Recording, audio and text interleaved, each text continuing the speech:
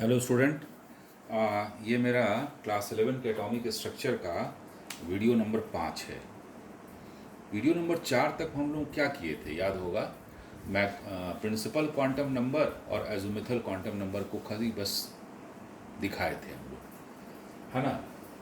अब आते हैं हम लोग तीसरा quantum number magnetic quantum number और चौथा स्पिन क्वांटम नंबर के बारे में थोड़ा बात किया जाए। मैग्नेटिक क्वांटम नंबर होता क्या है, ये कैसे आया।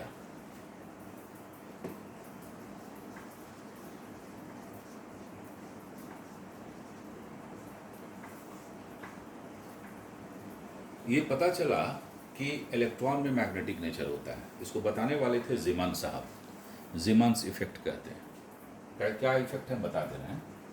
From the Zeeman's effect it was known that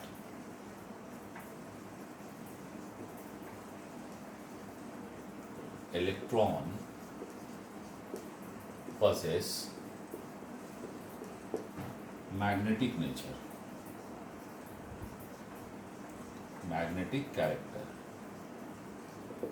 ठीक है ना।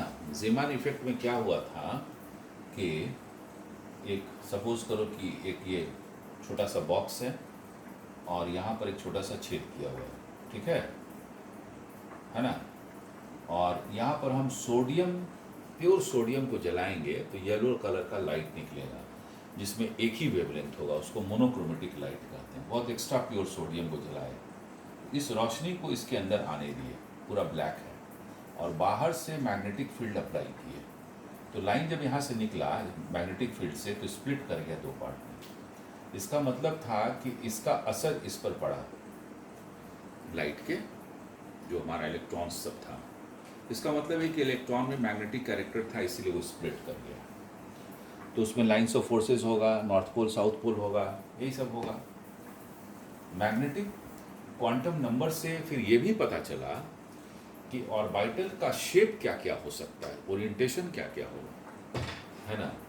तो from the magnetic quantum number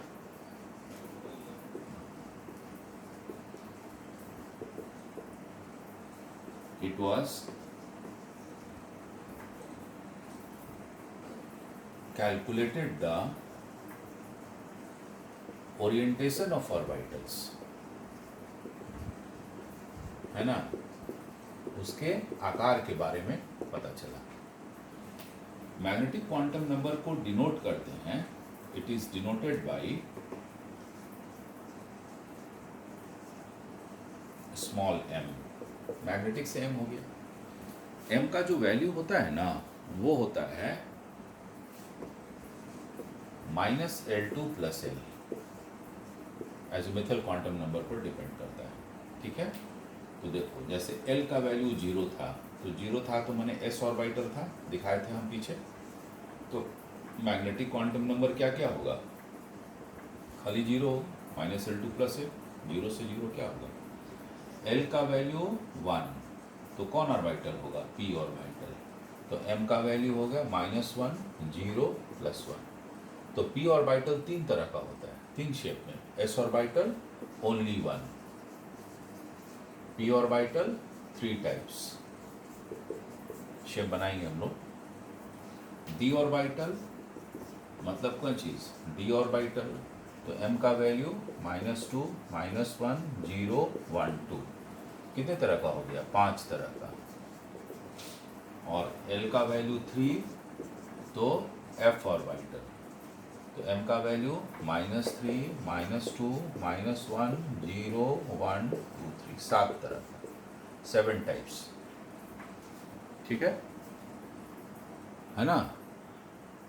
तो ये ऑर्बिटल का टाइप पता चला कि जो p ऑर्बिटल होगा वो 3 होगा और d ऑर्बिटल 5 होगा, f होगा 7 तरह का होगा। देखो कॉमन डिफरेंस जो है ना वो 2 का है, ठीक है।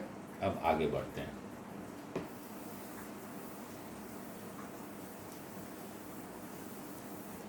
तो p ऑर्बिटल, अच्छा हाँ, s ऑर्बिटल का क्या पता चला कि ओनली 1 शेप, जब लोग डिराइव किया इसको मैथमेटिकली तो ये स्फेरिकल पाया गया। और ये 3 डायमेंशनल स्पेस होता है एक्स वाई जेड, तो ये स्फेरिकल था। ये हम लोग डायरेक्ट रिजल्ट पढ़ रहे हैं कि कैसे आया हमको मतलब नहीं है। एस ऑर्बिटल का शेप स्फेरिकल होता है। अब इसके बाद पी ऑर्बिटल का शेप कैसा होगा भाई? तो पी ऑर्बिटल ये डंबल शेप का होता है।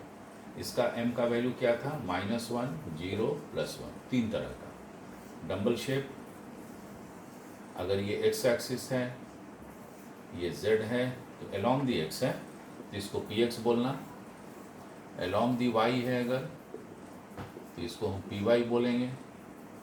और अगर z है तो pz बोलेंगे, है ना। एक चीज़ बता देते हैं, यहाँ पर ये जो तुम देख रहे हो ना, ये यहाँ पर इलेक्ट्रॉन का ये क्लाउड है। मैक्सिमम डेंसिटी यहीं पर होता है, इलेक्ट्रॉन सबसे कम होता है। और ये पार्ट को लोब कहा जाता है। ये इलेक्ट्रॉन है, इलेक्ट्रॉन का डेंसिटी है एस ऑर्बिटल। और ये पता चला क्या? तुम्हारा पी ऑर्बिटल, है ना। अब आ जाओ डी ऑर्बिटल पर।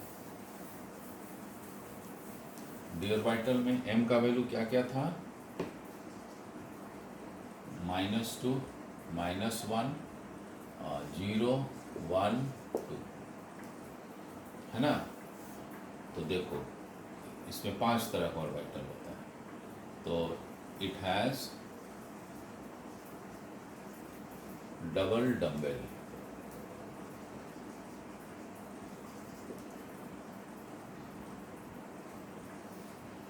ठीक है। तो पहला डबल डम्बेल में क्या होगा? अब देखो यहाँ पर ये x है और ये y एक्सिस है, तो इन बिटवीन एक्सिस होता है। इसको हम लोग dxy ऑर्बिटल बोलते हैं, क्योंकि x और y के बीच में। समझ में आ रहा है ना? ठीक है, डबल डम्बेल है।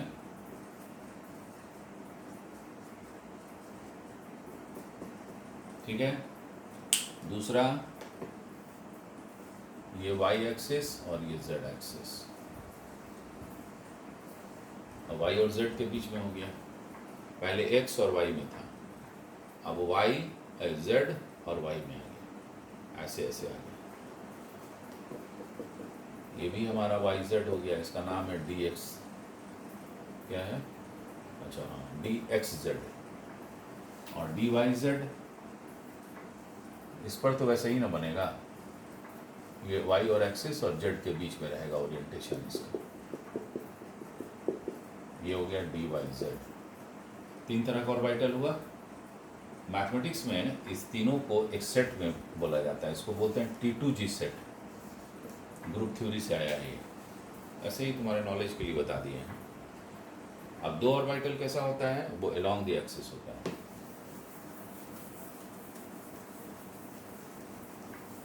ठीक है, तो वो उसका नाम है dx² - y², और ये हमारा dz²।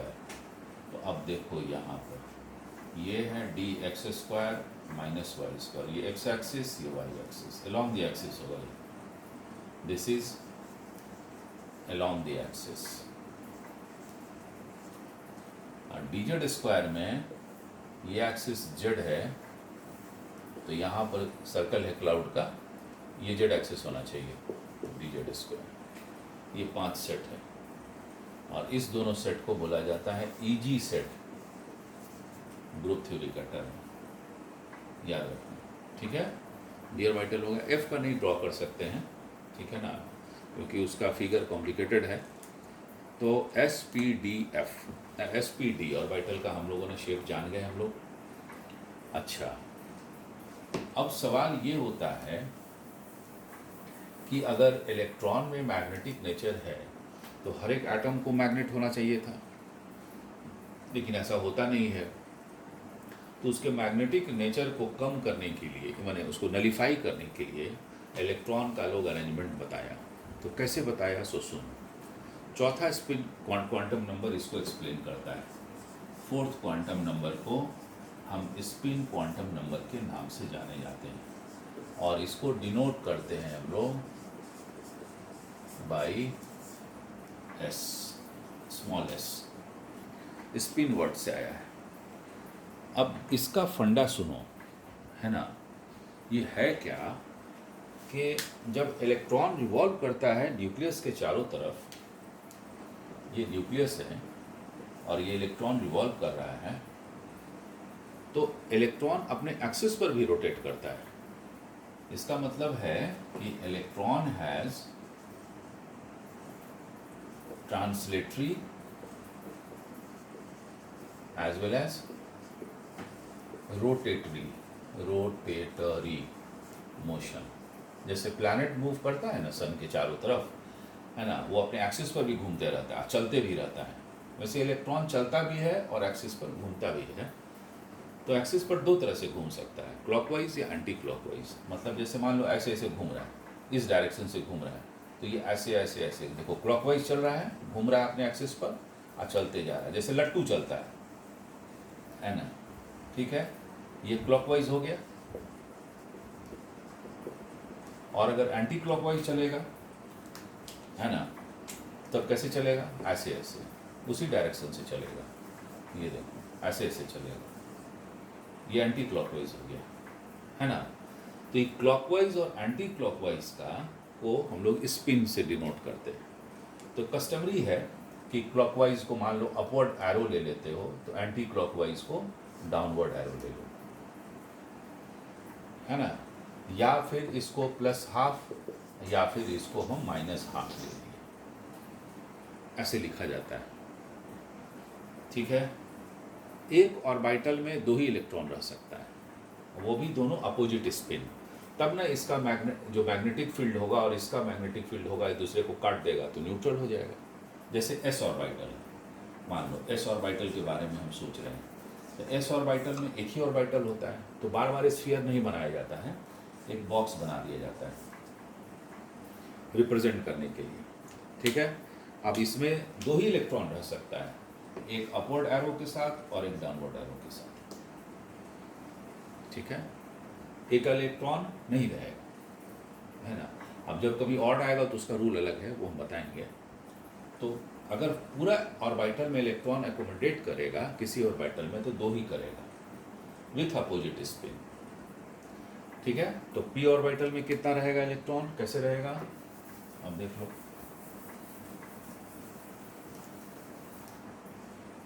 तो एस ऑर्बिटल में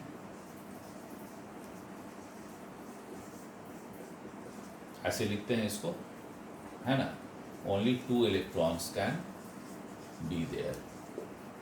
पी ऑर्बिटल में कितना 3 होता है, तो 3 बॉक्स बना देना, है ना। हम आगे बताएंगे ऐसे। इसमें कितना होगा, 2 2 4 2 6। तो ऐसे पहले सेम स्पिन का भरा जाता है, रूल है ये, और फिर अपोजिट स्पिन। तो 6 में तो खैर कैसे भी लिखेंगे तो बात अलग है। अब जैसे 5 अगर भरना होगा, हम बताएंगे आगे, तो सेम स्पिन का भर के फिर उल्टा करना है, तो ये 6 इलेक्ट्रॉन हो गया। अगर डी ऑर्बिटल में होगा, तो डी ऑर्बिटल में 5 ऑर्बिटल था, तो देखो 10 इलेक्ट्रॉन होगा। और एफ ऑर्बिटल में 7 था ना, -3 से +3 7 हो गया। 1 2 3 4 5 6 7, तो सब में इलेक्ट्रॉन आ गया। एफ ब्लॉक एलिमेंट्स, इसमें कितना होगा, 14 इलेक्ट्रॉन। 4 का कॉमन डिफरेंस होता है, 4 का। ये अरेंजमेंट है इलेक्ट्रॉन का विथ अपोजिट स्पिन।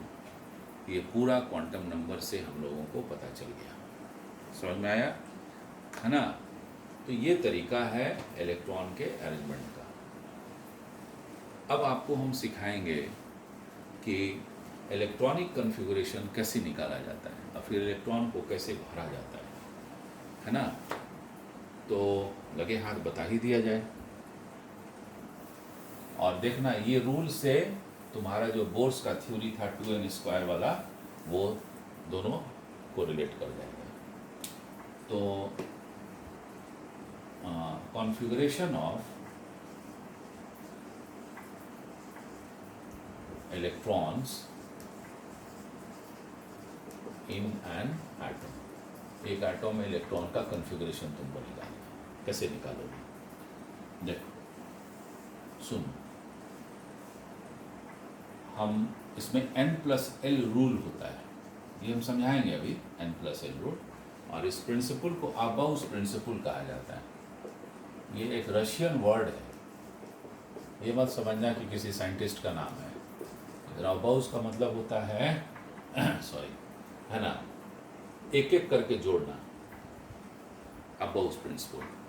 ठीक है, तो अबाउस प्रिंसिपल में होता क्या है, इसको कैसे लिखते हैं, है ना, एनर्जी वाइज, एनर्जी के अनुसार n+l रूल आ गए। n+l रूल पर पहले सीख लो कैसे इसको हम लोग अरेंज करते हैं, है ना। देखो ऐसे लिखना, फर्स्ट ऑर्बिट में s इलेक्ट्रॉन होगा, s ऑर्बिटल होगा, 2 में 2 होगा, 2s 2p, एक के नीचे स्पेस दे देके 3p 3d ऑर्बिटल है, 3 में होगा ना 3 ऑर्बिटल, n का वैल्यू 3 है तो l का वैल्यू 0 1 2 d ऑर्बिटल होगा ना। ठीक है, spd। उसी तरह से 4 में 4p 4d 4f, f ही तक करना है, g तक होता है लेकिन करना नहीं है, 5p 5d 5f, थोड़ा इसको और गैप कर देते हैं, 6s 6p 6d 6f, बस इतना ही रखो। इसके नीचे p के नीचे ऐसे कर दिए। आओ अब इसको ऐसे करके काटना, काटने के लिए प्रैक्टिस कर लेना, हाथ से नहीं कटेगा, इतना आसान नहीं है, उल्टा पुल्टा कट जाएगा। ठीक है, काट दिया ऐसे क्रॉस, आइए डाउनवर्ड एरो कर देना इसको।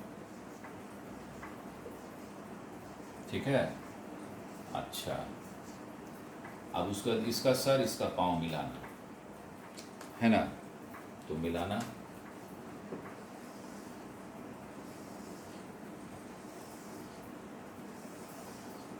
प्रैक्टिस करना पड़ेगा पेंसिल से।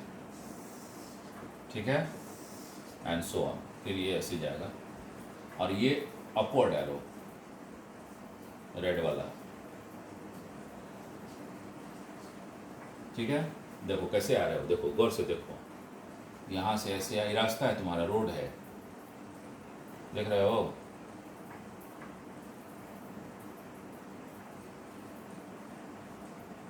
ठीक है, यही तरीका है इलेक्ट्रॉन भरने का। किसी का भरना है, किसका भरें, 2-4 एलिमेंट लिया जाए, पहले छोटा फिर बड़ा लेंगे। जैसे मान लो सोडियम का लेते हैं, फिर कैल्शियम का लेते हैं, फिर थोड़ा भारी एलिमेंट का लेते हैं, किसका ले लें, जिंक का लेते हैं, है ना, और सिल्वर का लेते हैं। तो ये 11 20 30 47,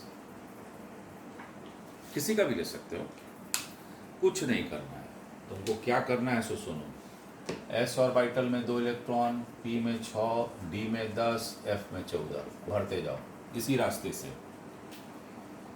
11 2, और देखो यहाँ के बाद आए 2, इसके बाद इसमें भराएगा 6, 2 2 4 6 10, तो 1 भराएगा, क्योंकि 12 हो जाएगा ना फिर, तो 2 से कम हो सकता है ना s ऑर्बिटल में, p में 6 से कम हो सकता है, ज़्यादा कैसे हो जाएगा, तो होगा ही नहीं।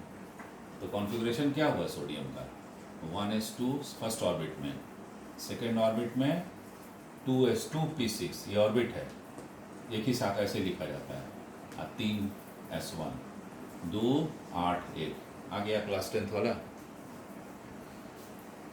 समझ में आ गया, है ना।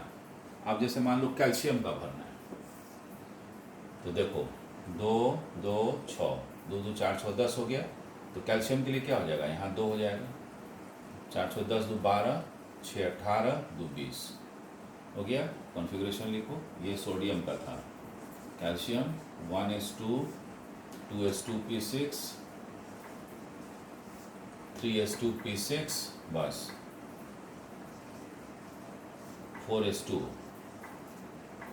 2 8 8 2, आ गया, इन होता है। ठीक, जिंक में आओ 30 में, तो 2 2 4 6 10 2 12 6 18 2 20, और यहाँ हो गया 10 30। अब आराम से लिख लोगे। क्या लिखोगे जिंक को? क्या हो गया? 1s2 2s2 p6 3s2 p6 d10, ये d10 अब 4s2 2 8 18 2। देख रहे हो ना, 2n² रूल को भी फॉलो कर रहा है। हाँ 47 सिल्वर। किसी का भी आ जाओ, यहाँ तक 30 हुआ, 36 2 38 और 9 47। इसको मैं यहाँ लिख रहे हैं अलग से, है ना। यहाँ लिखते हैं ये सिल्वर के लिए 1s2 2s2 p6 3s2 p6 d10 4s2 हाँ 4s2 p6 d9 और उसके बाद 5s2, ठीक है ना। 5s2 सही है। 2 2 4 से 10 2 12 6 18 2 20 10 30 6 36 36 से 2 38 से 9 47। ठीक है। अब कॉन्फ़िगरेशन इसका तुम लिख सकते हो 2 8 18 9 6 15 2 17 और ये 2। यही होता है सिल्वर का, है ना। ठीक है ना। अच्छा, अब इसका वैलेंसी कैसे होगा धीरे धीरे सब बताएंगे। तो ये तरीका है किसी भी एटम के इलेक्ट्रॉनिक कॉन्फ़िगरेशन का निकालने का। किसी का भी, कोई भारी का, लैंथेनाइट्स कॉन्टेनाइट सब निकल जाएगा। अपने से प्रैक्टिस करना है। पीरियोडिक टेबल का कोई भी एलिमेंट उठा के देखना। जहाँ डाउट होगा पर्सनल मेरे फ़ोन नंबर पर बात कर सकते हो। You can do, no problem at all. This is called Aufbau's principle. अब इसमें n+l रूल कैसे काम करता है देखो। मिनिमम n+l होना चाहिए। n ये हुआ, l ये हुआ।